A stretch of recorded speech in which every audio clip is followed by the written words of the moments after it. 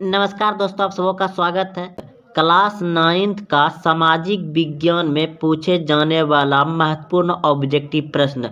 दोस्तों, अगर आप अन्य प्रतियोगिता की भी तैयारी कर रहे हैं तो यह जीके के रूप में आप इस वीडियो को अंत तक देख सकते हैं।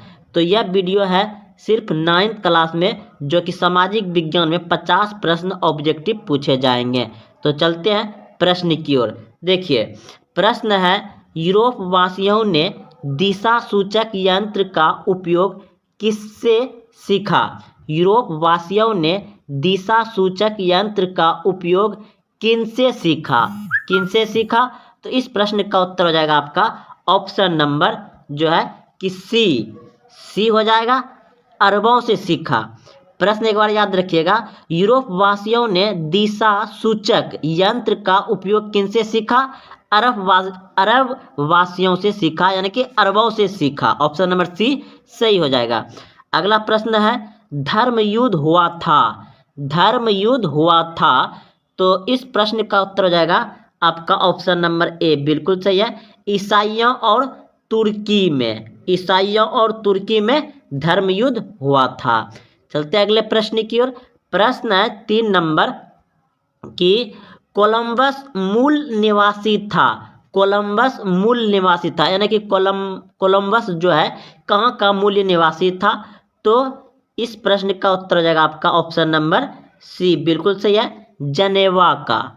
अगला प्रश्न है, स्वतंत्रता का घोषणा पत्र किसने तैयार किया था? स्वतंत्रता का घोषणा पत्र किसने तैयार किया था? तो इस प्रश्न का उत्तर हो जाएगा आपका ऑप्शन नंबर सी, बिल्कुल सही है, टॉमस जेम्सन ने। ऑप्शन नंबर सी सही हो जाएगा, Thomas Jameson. Option number C सही है। ऑप्शन नंबर, प्रश्न एक बार फिर से पढ़ देते हैं दोस्तों। स्वतंत्रता का घोषणा पत्र किसने तैयार किया था? तो टॉमस जेम्सन ने। ऑप्शन नंबर सी सही हो जाएगा। चलते अगले प्रश्न की ओर। प्रश्न है आपका 5वां नंबर कि अमेरिकी स्वतंत्रता संग्राम में किस देश ने उपनिवेशों की सहायता की? अमेरिकी स्वतंत्रता संग्राम में किस देश ने उपनिवेश की सहायता की? तो इस प्रश्न का उत्तर हो जाएगा आपका ऑप्शन नंबर बी, बिल्कुल सही है, फ्रांस। अमेरिकी स्वतंत्रता संग्राम में किस देश ने उपनिवेश की सहायता की थी? तो फ्रांस ने। ऑप्शन नंबर बी सही हो जाएगा। चलते अगले प्रश्न की ओर। प्रश्न है कि नेपोलियन कोड किस वर्ष लागू किया गया? नेपोलियन कोड किस वर्ष लागू किया गया? तो इस प्रश्न का उत्तर हो जाएगा आपका ऑप्शन नंबर जो सी, 1804 ईस्वी में। 1804 ईस्वी में। चलते अगले प्रश्न की ओर। प्रश्न है आपका कि फ्रांसीसी उपनिवेश में अंतिम रूप से दास प्रथा कब समाप्त किया? फ्रांसीसी उपनिवेश में अंतिम रूप से दास प्रथा कब समाप्त हुआ? तो इस प्रश्न का उत्तर हो जाएगा आपका ऑप्शन नंबर बी, बिल्कुल सही है, 1848 ईस्वी में। अगला प्रश्न है आपका, फ्रांस क्रांति के पूर्व किसकी शैक्षणिक व्यवस्था पर किसका अधिकार था? फ्रांस क्रांति के पूर्व फ्रांस की शैक्षणिक व्यवस्था पर किसका अधिकार था? तो इस प्रश्न का उत्तर हो जाएगा आपका ऑप्शन नंबर ए, बिल्कुल सही है, चर्चों का। ऑप्शन नंबर ए सही हो जाएगा। चलते अगले प्रश्न की ओर। प्रश्न है कि जर्मनी के द्वितीय विश्व युद्ध में किसने पराजित किया? जर्मनी को द्वितीय विश्व युद्ध में किसने पराजित किया? तो रूसों ने। रूसों ने किया। जैसा कि अभी एक युद्ध चल रहा है, युद्ध रूस ने अमेरिका के एक यूक्रेन देश पर वार किया है। तो अगला प्रश्न है कि आपका अमेरिका ने हिरोशिमा पर बमबारी कब की थी? अमेरिका ने हिरोशिमा पर बमबारी कब की थी? तो इस प्रश्न का उत्तर हो जाएगा आपका ऑप्शन नंबर ए, बिल्कुल सही है, 6 अगस्त को, 6 अगस्त 1945 को, 6 अगस्त। चलते अगले प्रश्न की ओर। प्रश्न है कि हिटलर का जन्म कहाँ हुआ था? हिटलर का जन्म कहाँ हुआ था? तो इस प्रश्न का उत्तर हो जाएगा आपका ऑप्शन नंबर ए, बिल्कुल सही है, जर्मनी में। हिटलर का जन्म कहाँ हुआ था? जर्मनी में। अगला प्रश्न है, नाजी पार्टी का प्रतीक चिन्ह क्या था? नाजी पार्टी का प्रतीक चिन्ह क्या था? तो दोस्तों इस प्रश्न का उत्तर जो है कि हिटलर का जन्म कहाँ हुआ था? तो ऑस्ट्रेलिया। ऑस्ट्रेलिया भी आपका बुक में दिया गया है, तो आप फिलहाल दोस्तों ऑस्ट्रेलिया भी लगा सकते हैं। और इसका सही जवाब जो होगा, हम थोड़ा अभी वीडियो बनाते समय हम कुछ दोस्तों इसमें कंफ्यूज हो गया है, तो हम आपका आंसर कमेंट में दे देंगे, या तो फिर कभी दूसरे वीडियो में इसका सही जवाब बता देंगे। तो हिटलर का जन्म कहाँ हुआ था? ऑस्ट्रेलिया, याद रखिएगा। चलते अगले प्रश्न की ओर। प्रश्न है, नाजी पार्टी का प्रतीक चिन्ह क्या था? नाजी पार्टी का प्रतीक चिन्ह क्या था? तो इस प्रश्न का उत्तर हो जाएगा स्वस्तिक। ऑप्शन नंबर बी सही हो जाएगा। चलते अगले प्रश्न की ओर। भारतीय वन अधिनियम कब पारित हुआ? भारतीय वन अधिनियम कब पारित हुआ? तो 1865 ईस्वी में। ऑप्शन नंबर बी सही हो जाएगा, 1865 ईस्वी में। अगला प्रश्न है आपका, तिलका मांझी का जन्म किस ईस्वी में हुआ था? तिलका मांझी का जन्म किस ईस्वी में हुआ था? तो इस प्रश्न का उत्तर हो जाएगा 1750 ईस्वी में। ऑप्शन नंबर ए सही हो जाएगा। चलते अगले प्रश्न की ओर। प्रश्न है, भारत के मुख्य भाग की सही देशांतरीय विस्तार है? भारत के मुख्य भाग का सही देशांतरीय विस्तार है? तो इस प्रश्न का उत्तर हो जाएगा आपका 80 डिग्री 7 सेकेंड से 97 डिग्री 25 सेकेंड पूर्व तक। याद रखिएगा, ऑप्शन नंबर ए सही हो जाएगा। 67 डिग्री 7 सेकेंड से 97 डिग्री 35 सेकेंड पूर्व तक। ऑप्शन नंबर ए सही हो जाएगा। अगला प्रश्न है आपका, भारत की मुख्य भूमि, भारत की मुख्य भूमि का पूर्व पश्चिम विस्तार कितना है?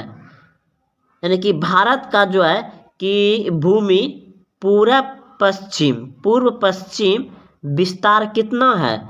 तो इस प्रश्न का उत्तर जो होगा आपका ऑप्शन नंबर डी, बिल्कुल सही है, 2933 किलोमीटर।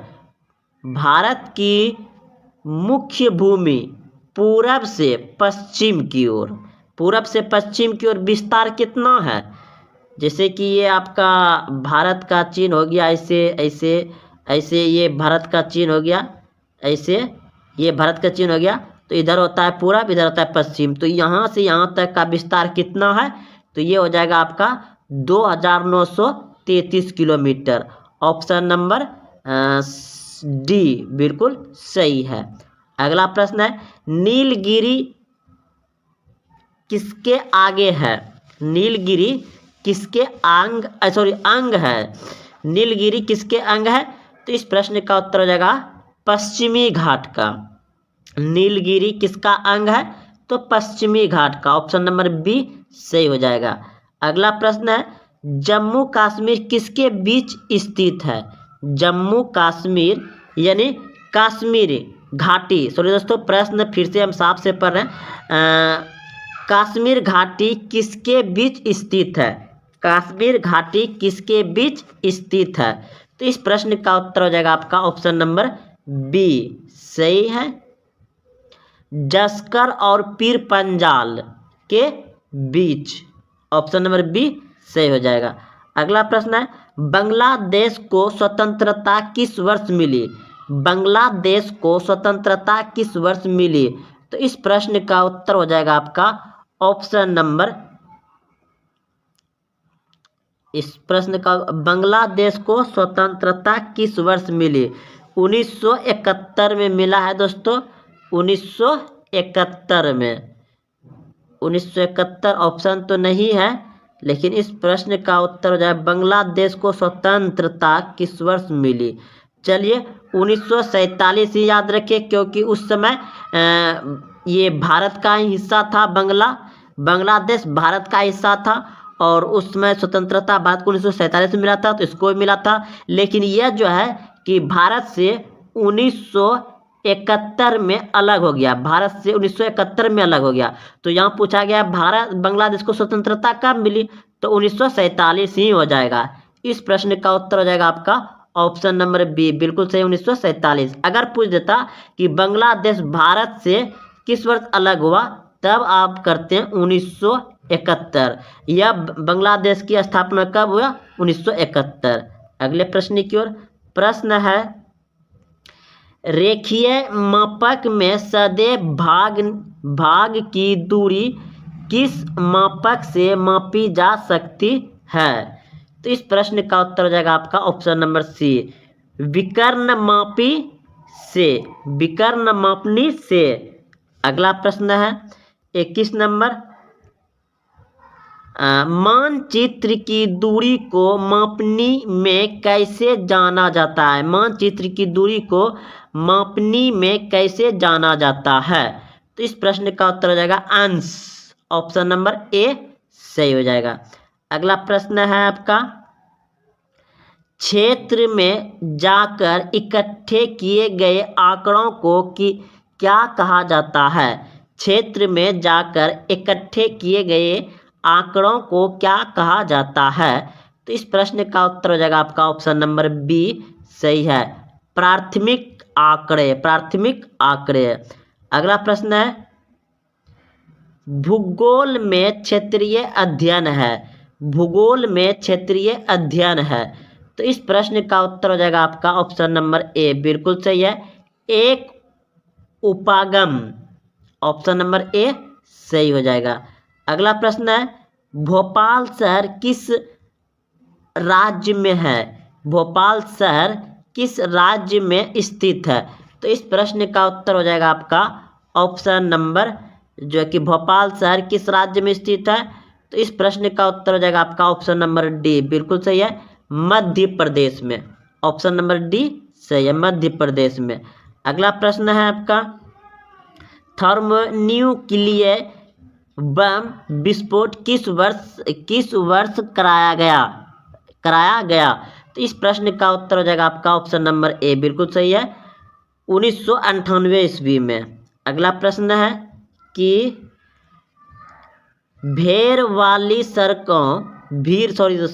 प्रश्न है आपका, भीड़ वाली सड़कों पर किस प्रकार की आपदा का आशंका बनी रहती है। भीड़ वाली सड़कों पर किस प्रकार की आपदा का आशंका बनी रहती है। तो इस प्रश्न का उत्तर हो जाएगा डी, दुर्घटना की, यानी कि दुर्घटना न कि एक्सीडेंट, ये दुर्घटना, ऑप्शन नंबर डी से हो जाएगा। भीड़ वाली सड़कों पर आशंका बनी रहती है, भय बनी रहती है, किससे, दुर्घटना, ऑप्शन नंबर डी सही हो जाएगा। अगला प्रश्न है, आपदा किस प्रकार से आती है। तो इस प्रश्न का उत्तर है पूर्व सूचना दिए बिना, यानी कि सूचना दिए बिना आपदा आ सकती है, पूर्व सूचना दिए बिना। अगला प्रश्न है कि अमेरिका द्वारा सार्वभौम मत अधिकार किस वर्ष अपनाया गया। अमेरिका द्वारा सार्वभौम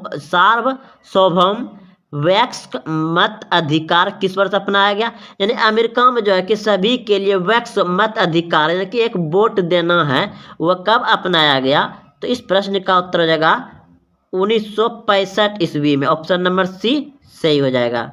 अगला प्रश्न है कि चिली में सैनिकों द्वारा किस वर्ष सौंदर्य यादेव के शासन का तथन पलट कर दिया गया था। तो इस प्रश्न का उत्तर हो जाएगा आपका ऑप्शन नंबर ए, बिल्कुल सही है, 1973 ईस्वी में। अगला प्रश्न है कि पोलैंड में स्वतंत्रता की स्थापना से पहले कौन सी स्थिति नहीं थी। तो इस प्रश्न का उत्तर हो जाएगा आपका ऑप्शन नंबर डी बिल्कुल सही है। जनता को अपनी सरकार को चुनने की स्वतंत्रता, जनता को अपनी सरकार को चुनने की स्वतंत्रता, ऑप्शन नंबर डी सही हो जाएगा। अगला प्रश्न है, किसने कहा था कि जब देशद्रोह करने वाली ताकतें अपनी सत्ता पूरी तरह कायम कर लेगी तब भी चिली के लोग उस अधिकारों की दौर से पार पा लेंगे? तो इस प्रश्न का उत्तर हो जाएगा आपका सेलोड्रा आयंद से, ऑप्शन नंबर ए सही हो जाएगा। अगले प्रश्न की ओर, अगस्ता पिनोसो द्वारा शमशान सत्ता पर अधिकारी जनता उदाहरण है। अगस्तो निस्पोस द्वारा शासन, क्या शासन होगा दोस्तों? यहाँ पे प्रश्न एक बार फिर से पढ़ रहे हैं, आप लोग समझिएगा। थोड़ा देखिए धुंधला टाइप है ना, तो समझ में नहीं आ रहा है, लेकिन आपको अच्छे समझा रहे हैं कि देखिए, अगस्तोत पिनसो द्वारा शासन सत्ता पर अधिकार जमाना उदाहरण है। तो इस प्रश्न का उत्तर हो जाएगा आपका ऑप्शन नंबर बी, सैनिक तख्त पलटकर, सैनिक को तख्त पलटकर, ऑप्शन नंबर बी हो जाएगा। तो चलते हैं अगले प्रश्न की ओर। प्रश्न है, अब्राहम लिंकन किस देश के राष्ट्रपति थे? अब्राहम लिंकन किस, यहाँ पे है किस दोस्तों, किस देश के राष्ट्रपति थे? यानी कि अब्राहम लिंकन किस देश का राष्ट्रपति थे? भारत का, फ्रांस का, अमेरिका का या सोवियत संघ का? तो इस प्रश्न का उत्तर हो जाएगा आपका ऑप्शन नंबर सी, अमेरिका का। अब्राहम लिंकन किस देश के राष्ट्रपति थे? अमेरिका का, ऑप्शन नंबर सी सही हो जाएगा। अगला प्रश्न है कि लोकतांत्रिक एवं गैर लोकतांत्रिक शासन व्यवस्था में अंतर किस आधार पर किया जा सकता है? तो इस प्रश्न का उत्तर हो जाएगा आपका ऑप्शन नंबर बी सही है, मतदान का अधिकार के आधार पर, मतदान का अधिकार के आधार पर। अगला प्रश्न है, क्रिप्स मिशन कब भारत आया था? क्रिप्स मिशन कब भारत आया था? तो इस प्रश्न का उत्तर हो जाएगा आपका ऑप्शन नंबर ए बिल्कुल सही है, 1942 ईस्वी में, 1942 ईस्वी में। प्रश्न है 36 नंबर, भारतीय संविधान का स्रोत है, भारतीय संविधान का स्रोत है। तो इस प्रश्न का उत्तर हो जाएगा जनता, ऑप्शन नंबर डी से हो जाएगा। भारतीय संविधान का स्रोत है जनता। अगला प्रश्न है, एमएलए कौन होता है? एमएलए जो गाँव में सुनते होंगे, एमएलए कौन होता है? तो इस प्रश्न का उत्तर हो जाएगा आपका ऑप्शन नंबर डी बिल्कुल से, राज्यसभा के सदस्य। एमएलए कौन होता है? राज्यसभा के सदस्य, ऑप्शन नंबर डी सही हो जाएगा। चलते अगले प्रश्न की ओर। प्रश्न है कि वर्तमान समय में लोकसभा में अनुसूचित जाति के लिए कितने सीट आरक्षित है? वर्तमान समय में अनुसूचित जाति के लिए कितने सीट आरक्षित है? तो इस प्रश्न का उत्तर हो जाएगा आपका ऑप्शन नंबर बी बिल्कुल सही है, 84 सीट। अगला प्रश्न है, लोकसभा के निर्वाचित सदस्यों की संख्या कितनी है? लोकसभा के निर्वाचित सदस्यों की संख्या कितनी है? तो इस प्रश्न का उत्तर हो जाएगा आपका ऑप्शन नंबर सी बिल्कुल सही है, 543, 543। अगला प्रश्न है, निम्नलिखित में से कौन सा सदन विघटित नहीं होता? निम्नलिखित में से कौन सा सदन विघटित नहीं होता? तो इस प्रश्न का उत्तर हो जाएगा आपका ऑप्शन नंबर सी बिल्कुल सही है, राज्यसभा। राज्यसभा जो है कि विघटित नहीं होता, इसको भंग नहीं किया जा सकता है। अगला प्रश्न है, संयुक्त राष्ट्र संघ की स्थापना कब हुई? संयुक्त राष्ट्र संघ की स्थापना कब हुई? तो इस प्रश्न का उत्तर हो जाएगा आपका ऑप्शन नंबर जो है, संयुक्त राष्ट्र संघ की स्थापना कब हुई? तो इस प्रश्न का उत्तर हो जाएगा 24 अक्टूबर 1945। ऑप्शन नंबर जो है कि आपका ए बिल्कुल सही हो जाएगा। संयुक्त राष्ट्र संघ की स्थापना कब हुई? 24 अक्टूबर 1945 को। अगला प्रश्न है संयुक्त राष्ट्र संघ सुरक्षा परिषद का अस्थायी सदस्य इनमें से कौन सा देश नहीं है। संयुक्त राष्ट्र संघ सुरक्षा परिषद का अस्थायी सदस्य इनमें से कौन सा देश नहीं है। तो इस प्रश्न का उत्तर हो जाएगा आपका ऑप्शन नंबर सी, बिल्कुल सही है। भारत जो है संयुक्त राष्ट्र का अस्थायी सदस्य नहीं है। भारत है सदस्य लेकिन अस्थायी सदस्य नहीं है, वो अस्थायी सदस्य है। अगला प्रश्न है आपका अर्थशास्त्र में भूमि का तात्पर्य है। अर्थशास्त्र में भूमि का तात्पर्य है। तो इस प्रश्न का उत्तर हो जाएगा आपका ऑप्शन नंबर ए, बिल्कुल सही है। प्राकृतिक प्रदत्त सभी निःशुल्क वस्तुएं, ऑप्शन नंबर ए सही हो जाएगा।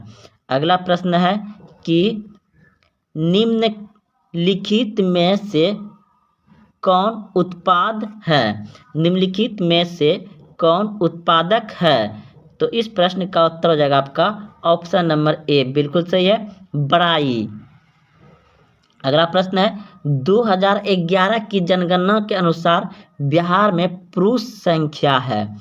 2011 की जनगणना के अनुसार बिहार में पुरुष की जनसंख्या है। तो इस प्रश्न का उत्तर हो जाएगा आपका ऑप्शन नंबर ए, बिल्कुल सही है।